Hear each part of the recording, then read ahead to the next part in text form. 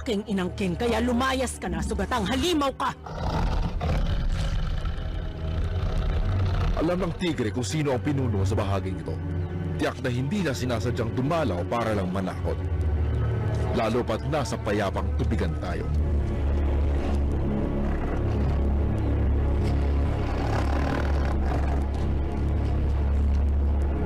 Ginagalang ko ang mga batas na nangangalaga sa atin sa gubat. Ngunit sinusumpa ko, pansamantala lang ang lahat.